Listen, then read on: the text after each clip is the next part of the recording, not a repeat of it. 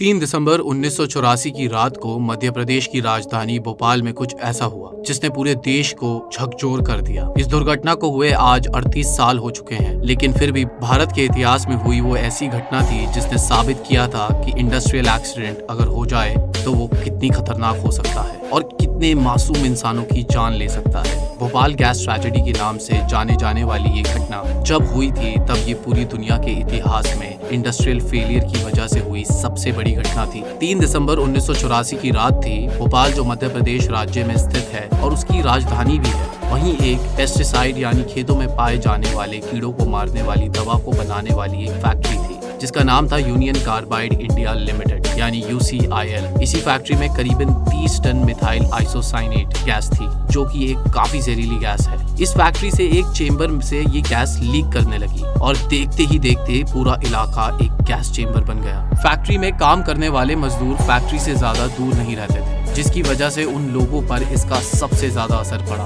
इसके साथ ही फैक्ट्री ने मजदूर को रहने के लिए सही व्यवस्था नहीं कर रखी थी, जिसकी वजह से एक छोटे से इलाके में काफी संख्या में मजदूर रहा करते थे और ये भी एक कारण बना इस गैस के तेजी से उस इलाके में फैलने का। लेकिन ये तो बस अभी शुरुआत थी इस गैस की तबाही की। मासूम सोए हुए बच्चे और औरतें जो इस गैस की वजह से कभी उठ नहीं पाए। सबसे ज्यादा मौत फैक्ट्री के काम करने वाले मजदूरों और उनके परिवार वाले लोगों की हुई थी। लेकिन ये गैस सिर्फ फैक्ट्री के इलाके तक नहीं फैली थी, बल्कि ये धीरे धीरे पूरे भोपाल में फैलना शुरू हो गई, जिसकी वजह से लोगों में आतंक का माहौल बन गया और चारों ओर अफरा तफरी मच गई। लोग अपने अपने घरों को छोड़कर अपने परिवार के साथ उस फैक्ट्री और उससे निकलने वाली गैस से दूर जाने की कोशिश करने लगे। भोपाल ट्रेजेडी ने करीबन 15 से 20 हजार लोगों की जान ले ली, जिनमें छोटे छोटे मासूम बच्चे भी शामिल थे। जबकि लाखों की संख्या में लोग अपना घर छोड़कर भाग गए, फिर भी वो उस गैस के प्रभाव से बच नहीं पाए। कई लोगों को सांस लेने में परेशानी होने लगी, कईयों की आंखों में परेशानी होने लगी, यहाँ तक कि कई लोग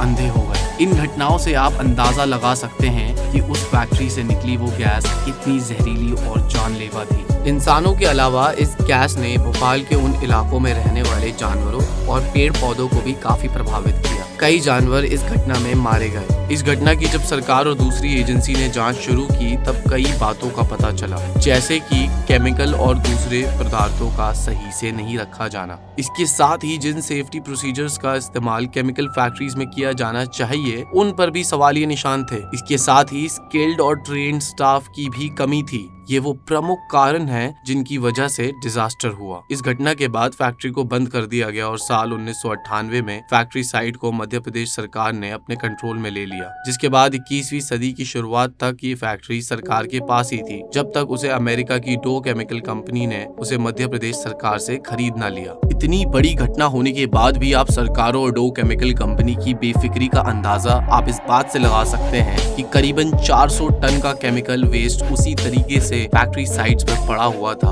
और उसे सही तरीके से ना हटाया गया और ना ही साफ किया गया, जिसकी वजह से वहाँ की मिट्टी और पानी में वो वेस्ट मिलकर उसे लगातार जहरीला बनाता रहा और इसकी वजह से क्रॉनिक बीमारियां और जन्मजात बीमारियां वहाँ के बच्चों में पाई जाने लगी। इस तरह की लापरवाही की वजह से वहाँ के लोगों ने कई बार प्रदर्शन भी सरकार के सामने किए, जिसके बाद 2004 में सुप्रीम कोर्ट ने वहाँ रहने वाले लोगों के लिए साफ पानी और दूसरी व्यवस्थाएं मध्य प्रदेश सरकार को करने के लिए आदेश दिया। सन 2006 में कोर्ट ने माना कि इस डिजास्टर में 3,787 लोगों की जान गई थी, बल्कि 5,50,000 लोग इससे डायरेक्ट अफेक्ट हुए थे। जबकि जो ऑर्गेनाइजेशन इस ट्रेजेडी में मरे लोगों के लिए लड़ाई लड़ रही थी, उनके अनुसार मरने वालों की संख्या 25,000 थी। आखिरी में हमारे पास एक ही सवाल बचता है, क्या इस ट्रेजेडी से प्रभावित हुए लोगों की सरकार ने कुछ मदद की थी और क्या उन्हें कोई इंसाफ मिला? सन 1998 में ही सरकार ने करीबन 3,000 करोड़ रुपए की आर्थिक मदद देने की पेशकश की, लेकिन इस आर्थिक मदद को 2004 में आकर पीड़ितों में बांटा गया, क्योंकि इस बात का फैसला नहीं हो पा रहा था कि किसे